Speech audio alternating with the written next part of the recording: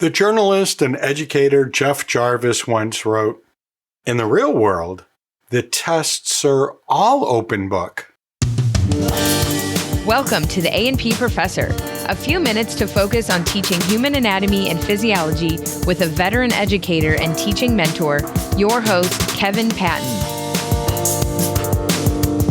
It's the 100th episode, and I discuss more about my wacky open online testing scheme, plus a new entry of an old book in our book club.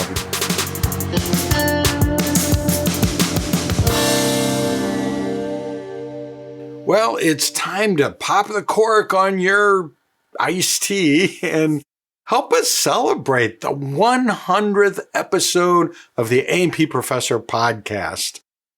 Officially, it's the 100th episode. I can't believe we've gotten this far, but you know what? In reality, and if you check whatever device you're listening to this on, it may list this as being the 140th episode or 139th episode. And so really, there are even more snippets of sound out there related to this podcast than 100. It's just that, well, it's the way they're numbered. So the official numbering brings us to 100. So now's as good a time as any to celebrate that. The reason why the number is higher on podcast catchers and places like that is that they also count those preview episodes that I was doing for a while that came out right before the actual episode. And some of the episodes were numbered differently because they were considered to be bonus episodes because they didn't really fit into the regular schedule of release that I was trying to follow at the time. So yeah, it's 100, officially the 100th episode that we're celebrating. I'm actually very happy about that because most podcasts do something that podcasters call pod fading long before you get to 100 episodes. Usually somewhere around episode 10 is where most podcasts start to pod fade. And I can understand why now that I've gotten this far, because it's hard. I mean, you can imagine any project that you do where you have a deadline every week or every couple of weeks, and you have to produce some solid content and not just wing it. That, after a while, that takes a toll, and that's not always easy to sustain. Sometimes it's not hard to sustain when you're on a roll, but other times there are competing things that sort of horn in there, or you just get a little tired of it for a while and so on. So I'm really proud of the fact that I sort of jumped over those hurdles. Okay, I climbed, sweating and crying over those hurdles sometimes, but I made it over it. So I hope you're joining with me to celebrate that accomplishment. Another thing that's coming up pretty soon here too that I'm certainly going to celebrate, and that is when we get to 100,000 downloads of the sound files. In each episode, it's a different audio file. And so we're approaching 100,000 downloads, which is a significant achievement as well. And so I'm looking forward to that. That'll probably end up being in a couple of months. Now, while I was thinking about, this being the 100th episode, I was kind of thinking back to, I don't know, what was about 8 months ago when I was recording the first episode of our 4th year of this podcast.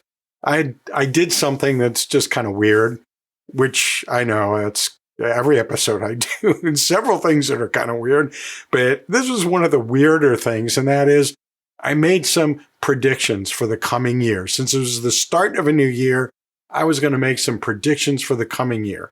And I remembered a prediction that I want to revisit.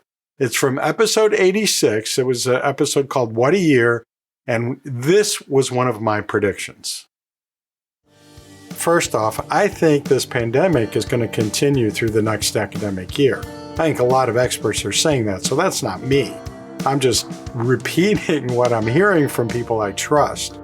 And there might be another pandemic that overlaps that or follows up on that.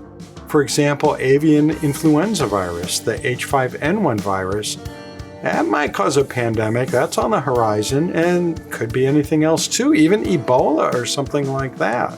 And maybe there'll be a new virus or some other kind of pathogen pop up along the way. One never knows.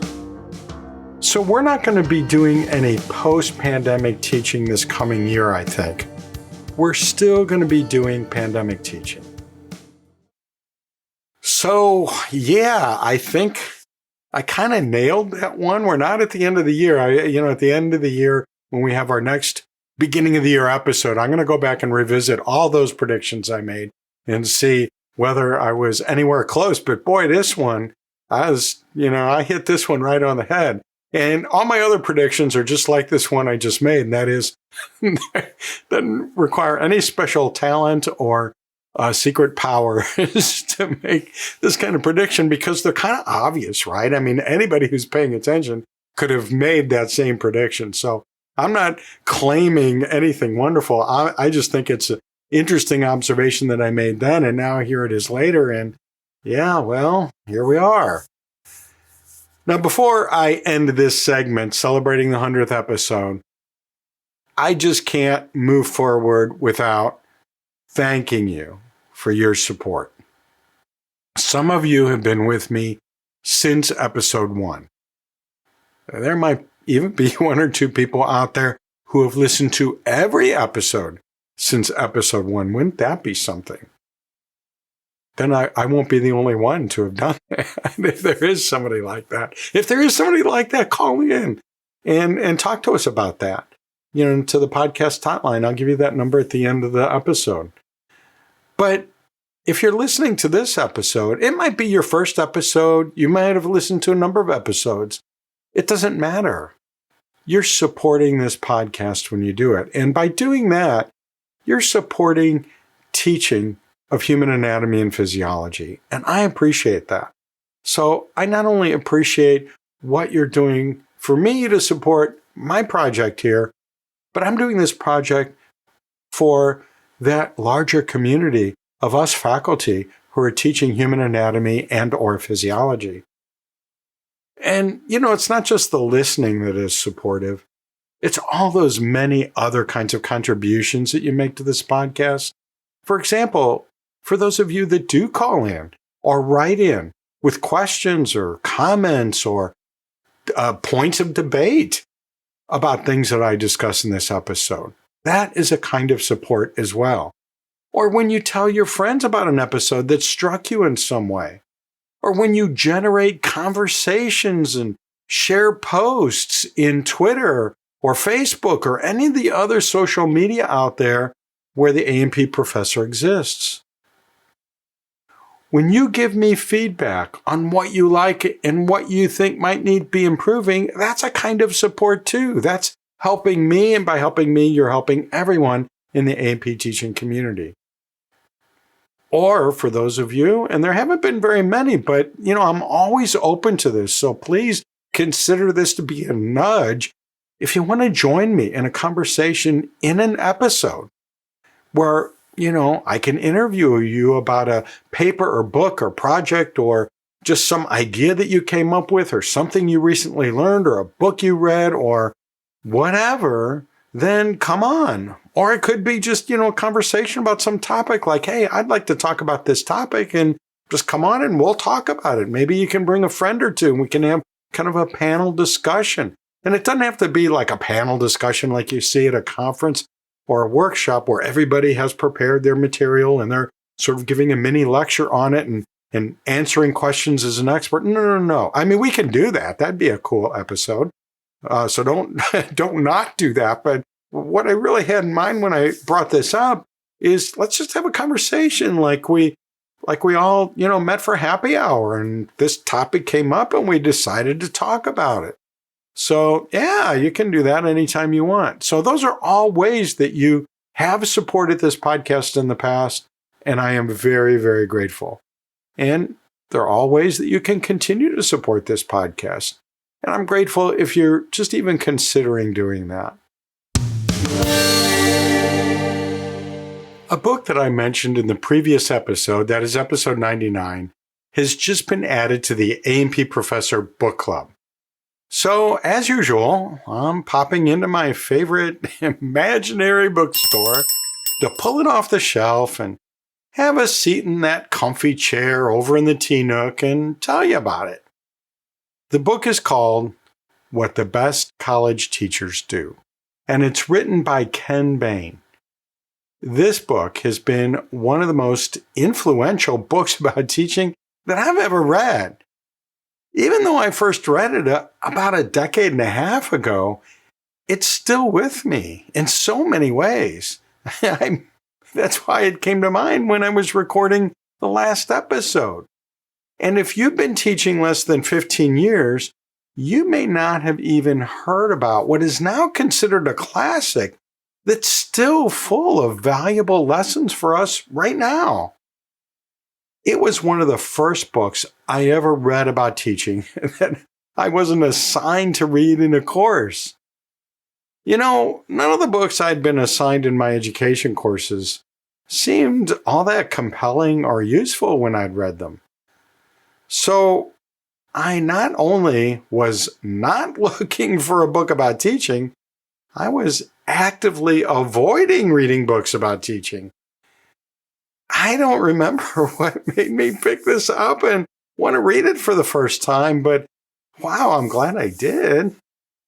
Not only did I learn a lot from it, it also opened me up to read other books about teaching, which I still do all these many years later. You know, whenever I've tried my hand at something new for me, whether it's, zoo husbandry or lion taming or Tai Chi or photography or podcasting or teaching, I always want to know who the top people are in that field. I want to know what makes them so good, what their secrets are. Not that I aspire to be an icon like they are, but because I want to use that knowledge to do my best. Well, that's what the author Ken Bain did. He checked out the most well-respected college teachers to see what secrets and tips he could find. It took him 15 years and an in-depth study of each of almost 100 college teachers in a wide variety of fields and different universities and colleges.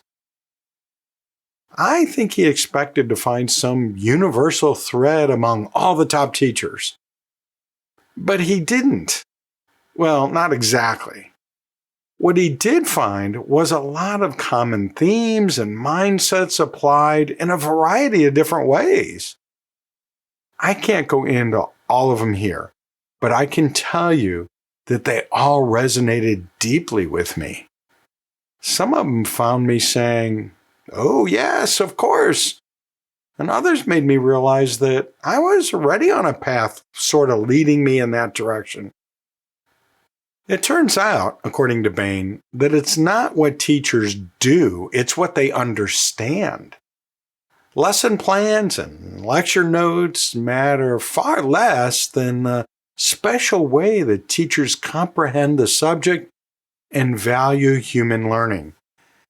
That is, the best teachers know their subjects inside and out, but they also know how to engage and challenge students. Most of all, according to Bain, they believe two things fervently. One is that teaching matters. And the other thing is that students can learn. Now, if you're going to read a book about teaching, please read this one. Sure, it's it's more than a few years old, but the lessons in it are timeless. You can find out more about this book at theapprofessor.org/book club, where you can also claim your digital credential after reading it. A searchable transcript and a captioned audiogram of this episode are funded by AAA, the American Association for Anatomy. I recently joined a discussion group of podcasters interested in new and emerging strategies and technologies, and one recent and lively thread is centered on the importance of transcripts for podcasts. not many podcasts provide transcripts or captions. And those that are available are often not very accurate. But it's important. Of course, it's important for accessibility. Those with profound hearing loss can't access the content without transcripts or captions. Now, I myself have moderate hearing loss, and it helps me too. And even those with no hearing loss can benefit. But it also gives you a way to search for and find the topics in past episodes that you want to go back and revisit and listen to again, or maybe to recommend to a colleague when it comes up in a conversation, or maybe something going on in your department or course and you want to go back to it. And accurate transcripts and captions, they cost a lot of money. Our friends at AAA pay that for us. Maybe a quick note of thanks to them at anatomy.org or at one of their social media accounts is a good idea. Just say, yeah, thanks. You know, I have kind of a love-hate relationship with Twitter. I love the ability to connect with colleagues all over the world and have asynchronous discussions about serious professional things and also about silly or trivial things. That's what I love. But what I sometimes hate is that it's a short-form platform. Sometimes a response that requires a longer, more thoughtful, or more structured answer just can't be whittled down to a few dozen characters in a single tweet or even in a few dozen tweets. So when some questions and what ifs and brainstorming and observations and thinking out loud about the topics of the previous episode, that is episode 99, about my wacky strategies for testing in my courses, I found it difficult to respond to some of the comments and questions. Not all of which I may have understood because they were shortened and because, well, I'm just not all that good at understanding how diverse threads are meant to come together, and I often miss some important element of a thread that was stated on a parallel thread or in a response to a response to a response inside a single thread. But that's okay. I have a podcast. So when I feel like I need to clarify or expand or explain or shrug my shoulders because I don't have a response to something I've run across in the Twitterverse, or anywhere really, there's always the next episode of my podcast where I can do that. And you know I do. I like to give long answers to short questions. I like to give long answers when a short answer will do just fine. That's what I'm all about. And by the way, you can do that too. Remember in the last episode, episode 99, that's what my friend Jerry Anzalone did. He sent in some audio questions that became the set of topics that I discussed in the last episode.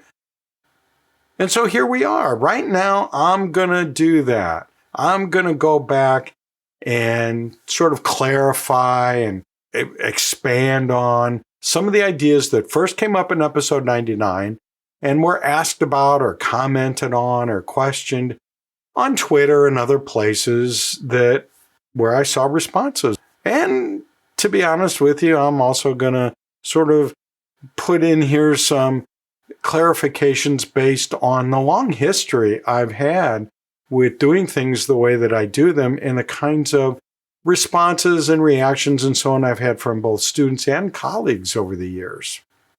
So you may want to re-listen to episode 99 first. If you're fuzzy on what we talked about, or if you missed that episode, not a bad idea to go back and listen to it. But if you're not going to do that, or if you have listened to it and just need a quick recap, here it is. Quick recap of what I talked about. I talked about giving tests more frequently than we typically do. I talked about making most of our tests online tests. I talked about making our online tests open book, open everything, open tests. I talked about allowing multiple attempts at each online test. In my regular A&P course, I mentioned that I allow 3 attempts on every online test, with the highest score going into the final course grade.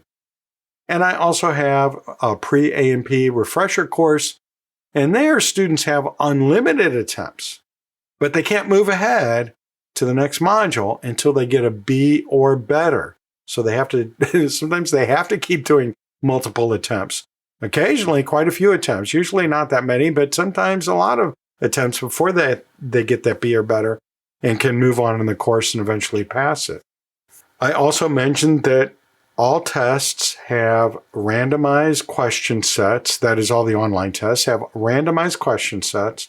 And what that means is that every attempt is different than nearly any other attempt. And I'm going to come back to that later in this episode and talk a little bit more about that process. And in the last episode, I also talked about the fact that all of my tests are cumulative. That is, all tests cover everything covered thus far in the course. Now, it's not equally weighted. I mean, I have a small amount that, covers previous topics. And then what I do is most of the test items are on the topics for that module that is being tested. Another thing that I talked about is that I give a pre-test before we start each new module. It's an online pre-test, and it is not cumulative. It's just on the topics of that upcoming module. The students haven't started studying yet. That's why we call it a pre-test. And it only allows 1 attempt. And it is scored by the learning management system so that students can see their corrected responses, but it doesn't affect the final course grade. They can't access the resource modules until they complete the pretest. So they're motivated to do it because they can't move on in the course unless they do it. But no matter what score they get, how many mistakes they make on it, that doesn't matter. It doesn't affect their grade, which is exactly the way I want it. Now, episode 99 gives the rationale for all of the strategies I just mentioned. I'm just recapping what I talked about. And as I said in episode 99, my wacky strategies are my wacky strategies. Not meaning that I invented any of them, but that which strategies I use and exactly how I use them are based on my own artistic applications of learning science. I talked about that. Teaching is both an art and a science. So we can take scientifically discovered principles about learning and apply them artfully. So that's all I'm saying is here's how I do my art. And that doesn't mean that anybody else in the world should do their art the same way I do my art. Each course turns out a little different. And I'm always tweaking the strategies I use, just like an artist who's maybe their medium is painting rather than my medium, which is teaching. Maybe, they'll have a certain style of painting, and then they do another painting, and it's clearly the same style, but it's not the same painting. They've made some tweaks. Things are a little bit different, and it evolves over time. I have a good friend who's a really good abstract artist, and I've known him for decades, and I really enjoy his art, so I'm always looking at his art, and it has evolved considerably over the years. He's always making tweaks in the way he does things, and even in the techniques that he uses in accomplishing each painting that you wouldn't necessarily know about just looking at the painting, but would only understand if you talk to him or visit with him in his studio, which I've done a number of times. I'm simply sharing my art, my techniques of doing art, to see if anything resonates with you. If you don't like my strategies, I won't be surprised and I won't be offended. I didn't like most of them the first few times I encountered them too. Actually, talking about my friend who does abstract art, his name is Brian Smith. If you ever have the opportunity to look at his paintings and you like abstract art, you might enjoy him. or they may not be your cup of tea. Maybe you're an abstract artist and you look at that and say, no way, that is not the direction I want to go. Or maybe you say, you know what, that's not the direction I want to go, but this thing that he does, I kind of like that. I might try that in my paintings and see if it works. That's what I'm doing here with this teaching art, is I'm just saying, here's how I do it. And maybe there's something there that'll help you. And maybe it'll help you by confirming that you don't want to do it that way. Like, no, I didn't think I wanted to do that. Now I'm sure I will never want to do that. But you know what? I had that kind of reaction to a lot of these things that I do when I first encountered them. I didn't just say, oh yeah, good idea, and start doing it. For many of these things, I resisted, because there are things to resist. I mean, there are things that are off-putting about the way I do things, and that we, really need to mull over and think about. And sometimes we need to just try them to see if they work, and either confirm that they don't work in the kind of course I do, or maybe like, whoa, that is surprising. That worked much better than I thought it would. I didn't even think it was going to work. So, that's why I'm doing this. And maybe you'll grow fond of some of them. Maybe you won't. I'm just here to share what I do and why I do it. And before I get started on that next part of the conversation, see what I'm doing here? This would never fit into even a thread of tweets. This is so long. You're like, get to your point, Kevin. Okay, I will in just a second. But before I do that, I want to emphasize something that my friend Ann Radin brought up in one of those Twitter threads I was trying to sort out. And she alluded to the importance of transparency. That is, making sure that the students are read into our plans and our rationale. So if you're going to play around with any of this stuff, don't just do it. Get your students to buy into that. And as I said in a episode not all that long ago, get your colleagues to buy into it too. Or if they're not going to buy into it, at least explain to your students and your colleagues what you're going to do and why you're going to do it before you do it, before they start experiencing it or hearing about it, because it's all just going to go way smoother if you do that. These aren't meant to be mysteries. This isn't a magic or illusion act that we're putting on here. We want to bring people behind stage and show them how all the tricks work, and show them how the things that we're going to try and do will magically help them learn. Or maybe not so magically, maybe just straightforwardly help them learn. So some of the schemes of randomized, open book, open resource, multiple attempt, cumulative testing that I described, well, they're just weird, at least when they're compared to what most students are used to, and therefore what most students expect. So yeah, it's going to take some work and some time, and frankly, some initial experience of students actually doing some of my tests, after which further explanations are more meaningful to them. And I'll circle back to some practical examples of what I mean by this later in our discussion in this episode. So if you didn't quite get that you have to do it more than once, you have to explain things and be transparent more than once, you'll understand hopefully when we get to it a little bit later. Now in a minute, I'll be back with the first of a handful of attempts to be transparent with you about my approach to testing by explaining it further.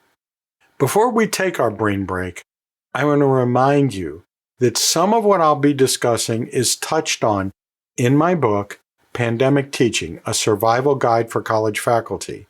Just go to the approfessor.org/pandemic teaching to get your free copy.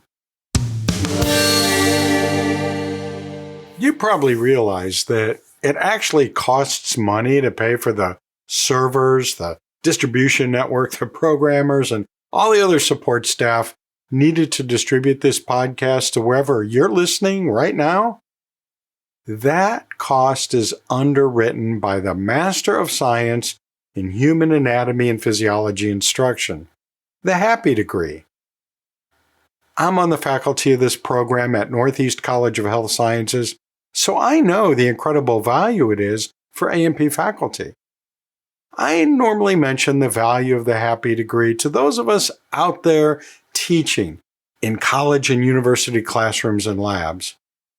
But if you're in a position of hiring A&P faculty, maybe you should check us out too. You'll find those with an MS Happy degree have a lot of training in all aspects of contemporary teaching practice and a thorough review of all the concepts of human A&P and how to teach them effectively. We even have a course on how to be a valuable colleague and collaborator within your department. Check out this online graduate program at northeastcollege.edu/happy, that's HAPI, or click the link in the show notes or episode page. One set of questions or comments that I've gotten both recently and over the years has to do with the kinds of courses that my wacky scheme of open, online, randomized tests would fit with, would work in. Because we know that there are differences between beginning level undergraduate courses, advanced level undergraduate courses, graduate courses, and even, graduate courses that are in, more intensive health career programs and so on. And sort of embedded in that is the idea that a lot of courses have board exams, professional licensing exams that the students have to sit for at some point, maybe at multiple points throughout their learning program. And those certainly are not open. And you can't usually take multiple attempts, not in the way that I do in my course, of those board exams. So if they have these board exams, or if it's a graduate level program, is my scheme going to work? And I don't have the answer to that. Only you have the answer to that. And you may have the answer to that just intuitively based on knowing your course so well and maybe having experimented with different kinds of things. Or you would know that because you are willing to do some experiments and see if it's going to work. But I do have some ideas that I want to throw out there. And I've only used the schemes that I've talked about in beginning level undergraduate courses, both at community college, that's where I've done most of it, but also at a university. But it was a beginning level course. And in both places, pretty much all my students had to sit for a board exam, a professional board exam for their license, whether it was for nursing or some other health profession. They were facing that. And of course, not all board exams are created equally. So there's some differences there. But again, that's something for you to answer that I just don't have an answer for. So yeah, I think most of us face the board exam part of it. And I'll circle back to that in a bit. And speaking, okay, maybe I won't circle back to it. Maybe I'll talk about it right now. I think board exams kind of take on a power that I'm not so sure they deserve. And that can be taken, and I'm meaning in more than one way, not all of which we can get into in this episode because it's already starting to get a little bit too long, isn't it? But the point is that, is the board exam really, I don't know. I mean, I don't know that we need to worship it as much as we do.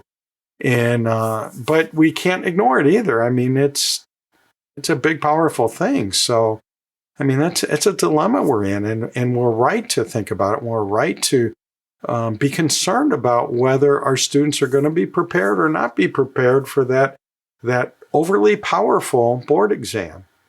But I also think that sometimes we make a lot of assumptions about what it takes to succeed on a board exam. And I don't know, one of the first things that comes to mind when I think about that is that I think that online tests, frequent online tests, especially those where you can take multiple attempts, they help reduce test anxiety on the actual board exams when they come up later on. That is, if you have open, multi-try, low anxiety testing as an online part of your course, students get kind of used to that. And they're if they've come in with test anxiety, and who doesn't have some level of test anxiety, they're coming in with various levels of test anxiety. And by doing these these online, open, low anxiety tests that I'm talking about, over time, I think that helps reduce their test anxiety. They start to learn some test-taking skills. They start to be more comfortable in the testing environment. And not only that, and this is still true. I mean, I saw this, a decade and a half ago when I first started doing this, but I still see this today. When they do board exams, they're usually, it's done on a computer. It's a computerized exam. Maybe it is connected to the internet, so technically it's an online exam. And it's not open, but it's online. And that context in itself can be nerve-wracking to students. I've had a number of students over the years come to me and say, well, I was just so nervous. I was usually confident in tests. I was very well prepared, but it just threw me off having to do it this way.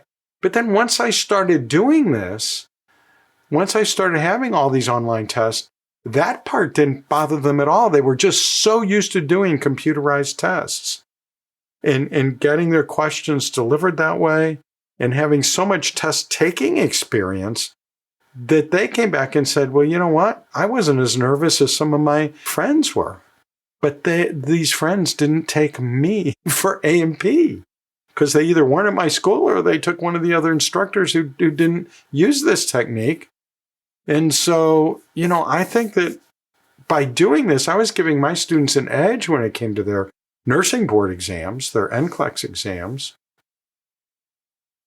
So, the question, though, comes up, because board exams are not open, do open exams in the A&P course really help prepare students for board exams? And I think that's a fair question. I mean, I think that's a great question. We need to ask ourselves that. And I don't know that I have a definitive answer to that.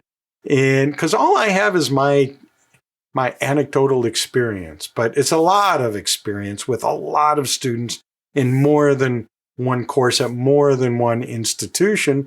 But even so, it's not really been thoroughly vetted, by a statistician and all that. And I didn't really have my control group. Everybody was in the same experimental group and so on. I guess my control group theoretically could be all the students I taught before I start using these techniques.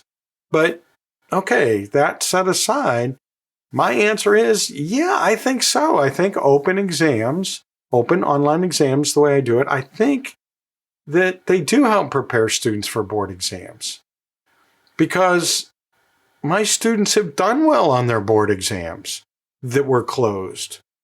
That's why I think that. That's all I got. I mean, that's the only actual fact information that I have. It's just my personal experience with my own students. But you know what? I recently heard a discussion on a podcast that I try to listen to as much as I can, and that is Teaching in Higher Ed. It's a podcast that's hosted by Bonnie Stachowiak. And in this episode, her and her guest were talking about how we're often hesitant to try emerging radical ideas in teaching because of our reluctance to endanger student performance on board exams. Now, in this episode, they weren't talking about my scheme here. They were talking about this thing called ungrading, which we'll be talking about in future episodes. And if you'd like to come on the podcast and talk about it, because I don't know that much about ungrading, but I think it's fascinating. And oh my gosh, I just started going down another rabbit hole. Let's come back here. Bonnie Stachowiak was talking to Susan Bloom, who's an expert on ungrading. And Bonnie brought up this idea that, boy, we do sort of, we hesitate to embrace any new radical idea, right? I mean, that's just the way the human brain works. And the way, I think the best way that we can do things is to question new ideas. I mean, we're scientists. That's our job, is to question things, right? So we question those new ideas. But one of those questions that comes early in that questioning process usually is, but what about the board exams? Is this really going to prepare my students for board exams? And that's as it should be. And a point she made about that question is a good one. She said, sort of, I'm kind of paraphrasing and trying to remember exactly what she said, but She said something to the effect that our job is to do what we can to help students learn what they need to learn. That's what we're doing. And once they've learned it, then they take the board exam. And if they've learned well, they will do well on the board exam. All other things being equal, they will do well on the board exam. No matter how they learned it, no matter how we got them there, as long as we get them there. So the exact techniques of teaching and learning aren't as important as the outcomes of teaching and learning. So if we're meeting our outcomes, our learning outcomes, or I should say, if our students are meeting their learning outcomes, then yeah, they'll be prepared for the board exam. But if they're not meeting their learning outcomes, then they won't be prepared for the board exam. Those are the thoughts I have when I think about, is this helping my students prepare for the board exam or not? Now, another question that arises, and sometimes it's kind of related to the board exam thing, is test integrity. If this is open book, open resource, open everything, you can ask your buddy if you want what they think, or you can call up your physician and I don't know, you got to have a pretty good relationship with your health professional for them to take time out of their very, very busy day to help you figure out your A&P test. But if you had access to a health professional, go ahead and consult with them and see what they think about that mini case study or whatever. And then it's up to you to answer it. So test integrity, yeah, that's an ever-present issue. So it's a question we must always ask. In my open online test, the only way to cheat is to have someone else take your exam. And I have had 2 cases over the years that I know of where a student attempted it. And yes, it's certainly possible that there were others, maybe quite a number of others. I doubt it. I think I probably would have heard about it at some point. We know how those grapevines work, don't we? But I don't know, maybe there are some more out there, maybe a significant number more that are out there. But the 2 cases I know of both involved test takers who were brought in to take the test for the actual student. And those, test takers coming in, they did way worse than the student was already performing on the test when they were taking them. And that was already pretty bad. So to go from literally from bad to worse by having someone else take your test kind of shows that that's a strategy that, if tried, probably isn't going to continue. Now, I also know that it's getting easier and easier, especially, with pandemic teaching and learning. It's getting way easier now to hire a company or an independent contractor to take your tests for you. Now, a lot of these companies that are being set up, they're for like one-time online exams, or that is one attempt, I should say, of each test, or they're for papers or maybe active learning assignments like case studies or something like that, where they're going to work it out for you or fill in, answers on a worksheet or something like that, or a lab report even. They're going to do that for you. I know that's becoming easier and easier, and it's a big issue. It's a topic for another episode. But a question I have related to what we're talking about right here is, if you hired such a company, will they really take that many attempts? If you're taking 9 online tests, you get 3 attempts at each, 27 online tests, plus 9 pre-tests, which maybe you wouldn't pay for somebody to take those because the points don't really count for anything. They don't go into your course points for your final exam grade, but still, you're really going to rack up a big bill with that company if you really hire them to take all those attempts. And they probably will need to take more than just the first attempt, because they need to be, really, really competent in A&P to be able to do that, because these tests are designed to be taken open.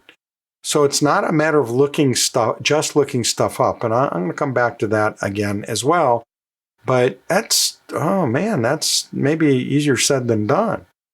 There are things I can look for to see if people are doing that. And, I might every once in a while take a look at where students are taking these tests and think, oh, this is an unexpected location. This is happening in Venezuela, or it's happening in Tibet, or it's happening in, and yeah, okay, I do occasionally have students that do their online tests while they're on vacation or on a business trip or visiting family or whatever. Yeah, okay, that, but it is something that would pique my interest, and I would investigate a little bit and might ask, well, boy, what's the weather like in Tibet these days? Like, what? What are you talking about?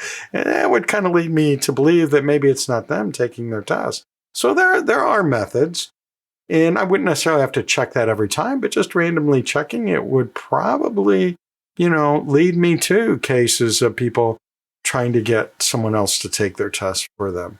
And again, I'm not so sure that they're going to get the results they want to get, because they're not going to perform very well. And, that also applies to, screen capturing test items and trying to reconstruct my test bank by, taking screenshots. And let's say you get the whole class to do that. You're all in on this. And boy, that would be a feat, right? To get all the class coordinated to do something like that. We know that that kind of management, that level of coordination is difficult under the best of circumstances. When it's all above board, it's hard to get that to happen. But let's say theoretically that we can get all the students to screen capture every test item, and someone's going to volunteer and type those all into a test bank that is growing and growing because everybody's doing this and everybody's getting these different attempts that they're taking over and over. Well, if you only have one version of your test, yeah, okay, that's an issue. And I'm not sure that would end the experiment for me, and I'll tell you why in a second. But I think that my case is far different than that because of that randomization piece. So, I mentioned that the numbers are huge, and I'm going to talk about the actual numbers right now. Just taking a theoretical case which would have far less variation in it than what I actually use in my test, but just for the sake of discussion, let's say that that all of my items are 5-item or 5-choice, multiple choice questions. Now that is not, I do use those kinds of questions somewhat in my tests, but that's not the only kind of question that I use. So that makes it not the real case, but it's easy to calculate when they're all the same kind of question. So if I have a 5-item multi-choice item, if I do randomization and put 5 of these 5-choice multi-choice items in a question set. So I have 5 questions. Each question has 5 choices, A, B, C, D, and E. And so that's for the first test item. The learning management system is going to choose one of those 5 items, and that's going to be that student's item number 1 on that attempt. Next time they take an attempt, it'll be any one of those 5. It might be the same one they got before. It might be a different one. Odds are it's going to be a different one. There's a 4 out of 5 chance it'll be a different one, right? Just looking at each individual item, I can set my learning management system to mix up the A, B, C, D, and E. And if I do that, there are actually 120 different combinations if you put them in different orders. So it's not just 5 different combinations. There are actually 120 different combinations they could be in. So that's 120 different questions they could get, even if I didn't use a randomized test set, if I just had that one item. But then I put them in a question pool of 5, and now I have 5 times 120 possibilities. So now I'm up to 600 different possible versions of item 1. Now let's say that I have a 30-item test where I've set up 5 multiple choice questions that have mixed up choices in each of those 30 items. Now, when I start, the math gets pretty complicated at this point. There are online calculators that help with this. So I plugged it in one of those online calculators, and what I came out with is that there's something in the neighborhood. I mean, it actually gave me all the digits here, and I'm not going to do that. But it gave me something that came out to be 1.05 times 10 to the 83rd power. Holy smoke. I mean, that's like way beyond like a mole of something. I mean, that's crazy, isn't it? I mean, 1 times 10 to the 83rd power, different variations of that test. So what are the odds that they're really going to be able to reconstruct that? If they're 100% efficient as a group reconstructing it, they're still not going to get it.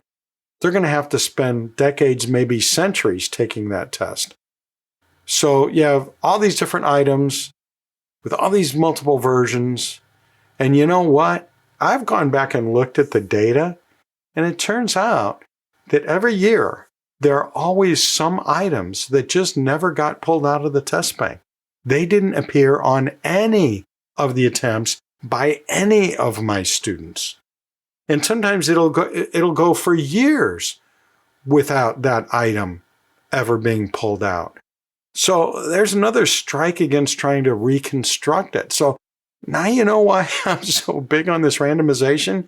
You don't need that much stuff in your test bank to make really unique items come up again and again and again. And not only that, I'm always reviewing my test bank. Every year I review my test bank for each module. And I add a couple of items. I might pull out a couple of items. I rewrite some of the items. So if you're, doing a, decade-long attempt to try and reconstruct my test bank, good luck, because while you're putting it together, I'm changing it. So, that's tough. You know what? If they did try to make a big file with all of my test items, well, good luck to them. It'd be far, far easier just to figure out the answer to the items. I mean, that is the path of least resistance, is just go ahead and do what I want you to do and use your recommended resource. That is, use your textbook, use your notes, and try and find them in the file. Now, you can use Google or anything else you want, and you're going to find that Google and places like that really aren't going to help you. I mean, they're going to take you down all kinds of rabbit holes. But if you use your book and your notes, you're more likely to get to the answer that you need to get to in my test. Let's say that they did have access to a file of most or all of my test items, and that's where they found their answer. Well, okay, they still found the correct answer, right? And by doing that, by finding the correct answer, that in that process of doing that, they've learned something, right? And if they do that again the next time, they're likely to remember that correct answer. And that's what I want. I want them to be able to retrieve that out of their memory and be able to do that. So that's okay. I remember as an undergraduate before, computers were things that filled a room. They weren't sitting on desktops.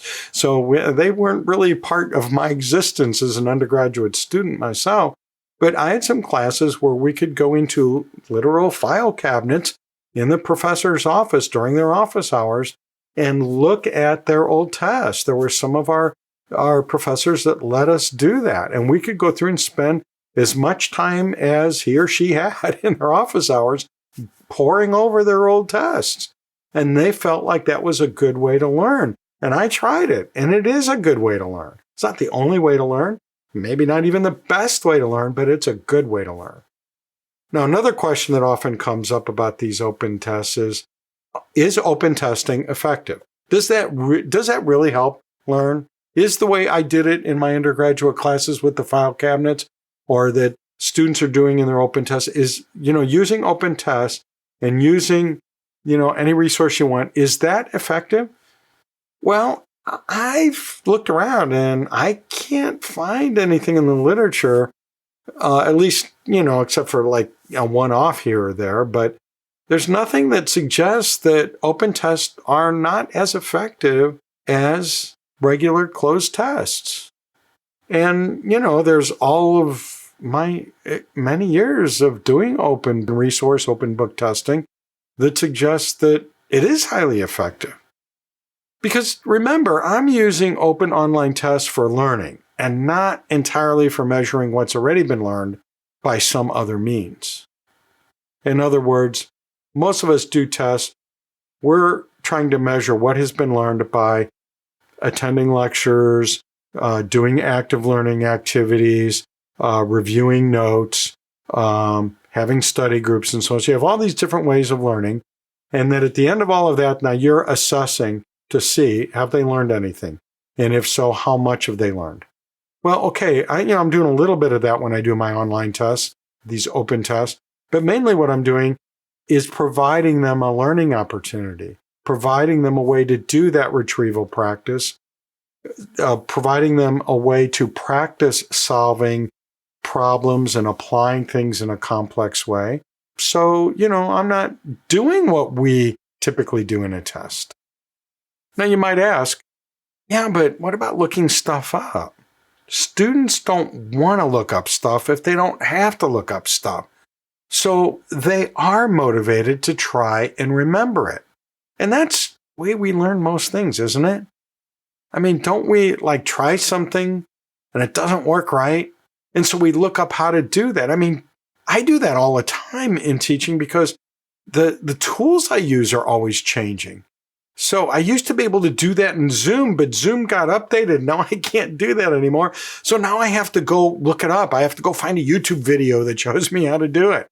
Or I'm going to be using this software that I've never used before, or I've never used it that way. So, I need to go to YouTube or go to a workshop or call up somebody, walk down the hall to somebody else in my department, or call up the IT people or our teaching center people and have them help me do things, have them send me some information, have them walk me through the steps and so on. And then I take my notes and write it down, and I try it and it doesn't work, and I try it and it doesn't work. And then I call them back and figure out what I did wrong. And then finally, after I've done it a few times, it's like built in.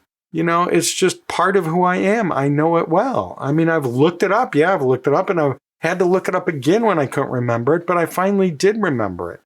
So am I going to just keep looking it up every time? Well, no, only if I forget, then I'm going to look it up again. And if that happens, well, good for me, because that's just going to strengthen it in my memory and make it even less likely that next time I'm going to have to look anything up, because it's going to be more likely that I'll remember it. And also remember that the test items that I'm talking about are not all simple identifications or definitions or single facts that can be looked up by someone without any knowledge of the subject. Now, so I do have some items that are simple facts like that, simple identification of facts, but I also have a lot of application items, such as mini case studies and putting structures or physiological events in order, or interpreting never seen before illustrations or photographs or micrographs or medical images, all kinds of applications. Things that may benefit from looking things up, but the precise answer itself won't be anywhere they look. They have to use what they find to piece together their own answer. And remember from episode 99, that this is all about retrieval practice. And as I explained then, we're not just retrieving isolated facts, although we do need a lot of that. We're also retrieving memories of how we've solved problems in the past, and memories of connections between facts and concepts. That is, how those concepts connect together with each other. And we're retrieving skills in how things are applied or interpreted or evaluated. And so it's not really retrieval isolated and alone, it's retrieval and application practice, which is probably what we should be calling it, right? Retrieval and application practice. But I guess that's not as snappy a name, right? And nobody ever asks you or me when they're naming stuff. Am I right? I'm going to be back with more in just a second. Marketing support for this podcast is provided by HAPS, the Human Anatomy and Physiology Society, whose ongoing mission is promoting excellence in the teaching of human anatomy and physiology. I often talk about the virtual town hall meetings that HAPS has offered over the last year or so. And coming up is a series of town halls on weight stigma. Now, you may recall that back in episode 93 of this podcast, which was a Journal Club episode hosted by Krista Rumpolsky, we talked about the role of the anatomy lab in the development of weight bias among future health professionals. But that's just a tiny piece of an increasingly important topic that we, as anatomy and physiology educators, need to know about, and a topic that very few of us really understand well.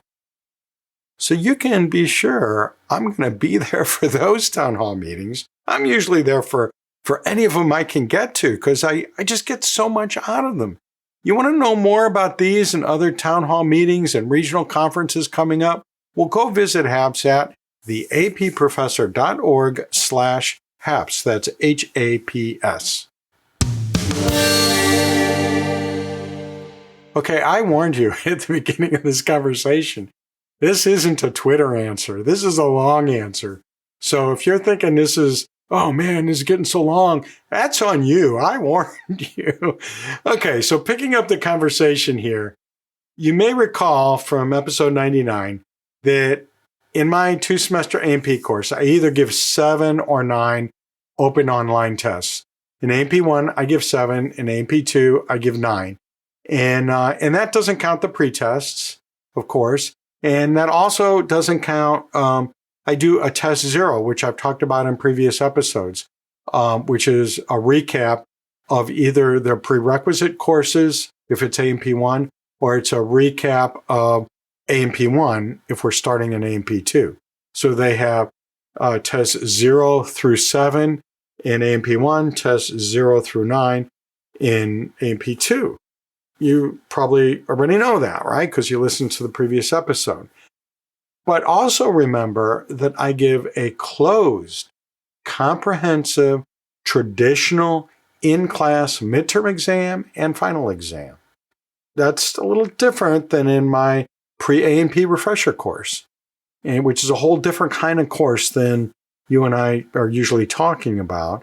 But in that refresher course, the final exam is open and online, just like all the other 10 module tests that they take.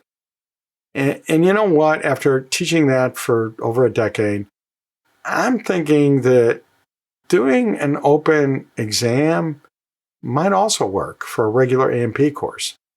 I just have never tried it, so I can't say for sure. But based on that other experience in a whole different kind of course, I'm thinking it might be worth trying. And I also want to bring in some other experience that I didn't mention last time, and that is a physiology course that I taught at a major university. While I was also working at the community college teaching combined A&P, I was doing the physiology half of a sequence that they did at the university where they took a semester of anatomy, then a semester of physiology. And it was all in a big lecture hall. So I had the same number of students in that course in one section as I had in 5 sections of teaching at the community college. But, well, we know that there are differences, right, in those kinds of institutions. And when I first walked into that, it was meant to be just a one semester fill in until they found somebody else a gig. And I ended up staying there teaching that class for 19 years. But, you know, when I first started it, they handed me what they had from what had been done in the past. And they had a schedule that showed that the students only got 2 tests all semester. They got a midterm exam and a final exam. That's it, period. That's the only assessment, assignments, or anything that they had, other than some stuff in the lab. But I'm talking about the lecture section here. So that's what I did at first. But over time, when I started having some experience with these other tests, I went ahead and added 2 open online tests before the midterm and 2 open online tests before the final. And so now they had a total of 4 tests plus the midterm and final exam. And you know what? The students performed on their midterm and final better than they had been before. Now, maybe I was a better teacher later on than I was early on. Maybe that's it. Maybe I was getting better students. Maybe the sunspots were different. We moved rooms. We moved to a different room because the course was getting too big, so we had to find a different space. Maybe that had something to do. I don't know. There's all kinds of possibilities, but I'm kind of thinking the extra online open testing helped them. So I think my students, I'm just saying, I think my students learn more from 4 open tests and 2 closed exams than when I had only 2 closed exams and that was it. And again, the results on my exams support that notion. And I suspect that, well, at least they didn't do any worse on their board exams when they eventually got to their board exams. I think the ones that had the open tests, in addition to, their closed exams, I bet they did okay on their board tests. I didn't get any kind of feedback that they were doing worse. My point is that there's a way to dip one's toes into the water to see if open online randomized testing will work in a course. Just add a couple to what you're already doing and see if there's any effect. See what the reactions of the students are. See what your reactions to it are. See how it goes. Now, another question that I get is, can students retake the in-class tests? That is, the midterm and the final. Those are closed. Can they retake them? Nope. That's not my usual practice. Now, if someone comes to me and says, look, I had a seizure in the middle of this exam and I didn't do as well, I'm going to let them take it over again. I'm certainly not going to give them the same version of the exam. But yeah, or even if they come to me and say, I was feeling sick, or here's what was going on in my life, and it really impacted me and I didn't do as well. Yeah, I'm probably going to let them retake the exam, but it's not a regular thing. It's not like, okay, you all have 3 attempts at the midterm, or you all have 3 attempts at the final. No, I don't do that. So there's the answer to that question. Another question I get is, what kind of feedback is there after the first attempt? The way I have it set up now, and I'm not sure this is the best way, I'm just telling you the way I do it.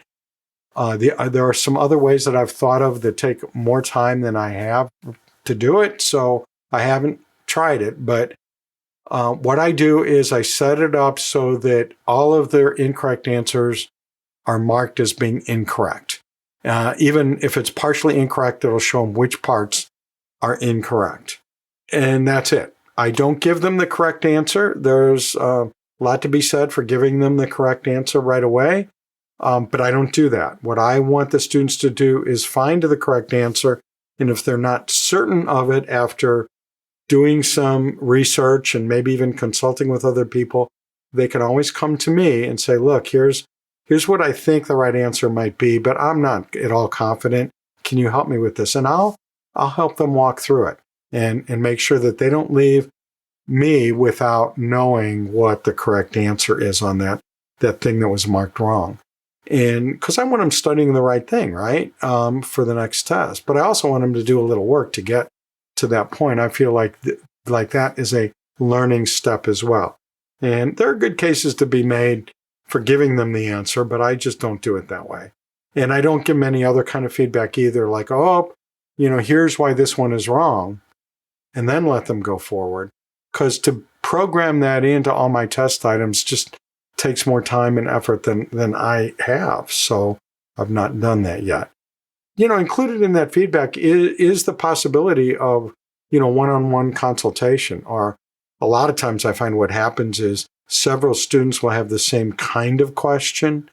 They're wrestling with the same kind of thing, or they each have their 2 things from the last attempt they took. And so they'll come in as a group. Often a study group will come in. And so I'll go from student to student within the study group. And by listening to the problems the other students have, they'll sometimes actually be able to work out the right answer without me even piping in at all. But even if it is something that, I kind of help them walk through, then they're all learning from that. So even if they got it correct, maybe they're seeing a different aspect of it by seeing how it plays out as we do that kind of personal feedback. Another thing that I want to bring up that I've been asked about before is, and this has come up in previous episodes of this podcast, I do have a test item review process. So when they're done taking the test, I don't want them to just shoot from the hip and try and analyze what went wrong. I want them to do some debriefing. I had a whole episode segment a while back, and I'll put a link in the show notes and at the episode page about that, but I called it test debriefing.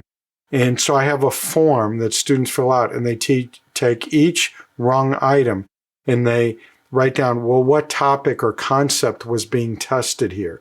And then they have a bunch of possibilities. Did I get this wrong because I misread the question? Is it because I misread a choice that was given? Is it because I misspelled something? Is it because I didn't study that concept? Is it because I just never really felt confident or fully understood that concept? Is it because I didn't know that concept was even being covered in this course? There are all kinds of, common possibilities, and they put a check mark. And then there's a little space for notes at the end of that line. So it's kind of like it's a table. And so they fill out that table. And when they get to the end of their analysis of that test, then they look and see, is there a pattern? Am I always misreading questions or frequently misreading questions? That's something I can do something about. Just being aware of that is going to be helpful to me. And so I can identify patterns there. Or if it turns out that in this big question on the skeleton, all of my messing up had to do with, endochondral ossification. Everything else I got good, but oh man, that I need to go back and look at that because that's what messed me up on this test. That is something I need to review. So it could be, a whole conceptual area that is the problem. So I'll have a link to a copy of that in the show notes at the episode page as well. Another thing I do that is sort of along the lines of feedback is I do test item challenges. They're available, let's put it that way. So if a student, and we know that this happens sometimes, they're not wrong. It's me that's wrong. At least in their minds, that's what's going on. Like, I know this is the right answer. This is what it says in the book, and this looks kind of like it says in the book. So therefore, my answer must be right. And so, okay, that, I make mistakes. That happens. So what you can do is do a test item challenge. Now, what is that? That's where you, in written form, tell me which test, which attempt, which item number, and why your answer is better than my answer or the answer that was scored in your test attempt.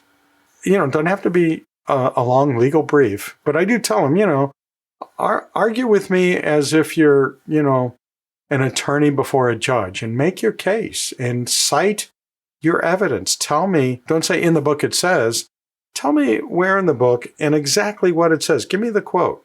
A lot of times when they do that and they're writing this out, they start to realize their mistake and think, oh no, my wrong answer really is wrong. It's not, he was right all along, or the test, answer key was right all along. That's a learning process. But even if it actually reaches me, and they don't often get that far, but when they do, then that gives an opportunity for me to say, wow, that is a bad question. You totally misinterpreted that, but that's on me because it's worded badly. And so that's one of those tweaks I'm going to make. I'm going to go in and change that in the test bank because that's a bad question. Or it could be that I misprogrammed the answer key. And maybe it is a multiple choice and it's supposed to be A and it's really B is the right answer. And so I need to fix that. It's a mistake, or maybe it was some kind of typo or something. And so, I'm going to go in there and do that.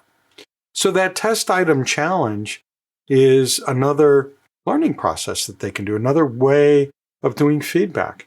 Now, circling back to transparency and having to do that in layers. Remember I said that, you have to explain things, but then you have to go back and explain them again. You can't just do it once at the beginning. Well, students have to kind of get used to this wacky scheme, and they're going to stumble, and they're going to mumble, and they're going to grumble a little bit at least at first, because this is going to be new to them probably. I mean, even if they've done open tests before, even if they've done open online tests before, probably the way you're doing it is going to be somewhat unique to you and your course. And I know I've run into that a lot, where students just aren't used to doing things that way. And so I can explain up front, here's what I'm doing, it's different, here's how it works, expect to be uncomfortable at first, and here's why I'm doing it. Here's the learning theory behind it. And then I let them go off. And then they run into all this friction. And once they start running into friction, then I come back to them and say, okay, you're getting some discomfort here, right? Well, remember I said this is going to be different. Remember I said you're going to experience friction. And remember, here's why we're doing it. And here's why some of that friction, at least, is good kind of friction. means you're learning something, means you're being challenged. It means that you're doing enough practice. That being transparent repeatedly is an important part of being transparent, I think. And one of the pain points I've found has to do with the functionality of the learning management system itself and online tests in general. And really, these are functions or characteristics of automatic grading. Even in this day and age, many students seem to be encountering some of these issues for the first time, even if they've been doing online testing or online activities since grade school, and some of them have. So examples of what I mean are things like, answers, especially fill-in answers. They have to be spelled correctly, and they have to be grammatically correct in context. That is plural, if that's what the context calls for, or singular, if that's what the context calls for, in order to fit the rest of that item. And if it doesn't fit, it's not going to be programmed into the answer key. I'm not programming in typos. I'm not programming in things that are grammatically incorrect. I'm putting the correct answer in. Now, if there is more than one correct possibility, I try to think of those and put those in the answer key as possible answers, but I'm not going to put wrong things in. And so you got to get used to that it's got to be exactly right. And there can't be extra spaces because depending on the learning management system, it may or may not accept those extra spaces at the beginning or end of a word that you don't even see are there. It looks like it's supposed to be right, but you're not seeing that there are some added spaces that the computer says, no, those spaces don't go there.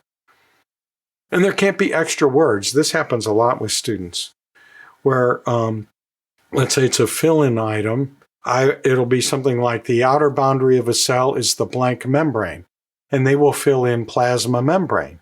And you think, that's a right answer. No, it's not, because when you fill that in, that sentence now becomes the outer boundary of the cell is the plasma membrane, because they put in plasma membrane's in there twice, and that's wrong. And so it gets marked as wrong, and they don't realize they did that. So they really need to be very careful and precise in the way they fill in those blanks. Another thing that, students have since the beginning of time wrestled with is if you have a multiple choice item, and sometimes those items are, they're kind of could correctly respond to that, as some of the choices could correctly respond to that item, but there's one that is clearly the best choice. They need to be answering the best choice. Now, I'm not a big fan of putting things that really are 3 good responses. Only one is the goodest of the 3. Sometimes I think that that's more about how my brain works versus how their brain works. And that's not necessarily fair. But there are some times when we do ask pretty high-level questions where we are asking for some high-level discrimination.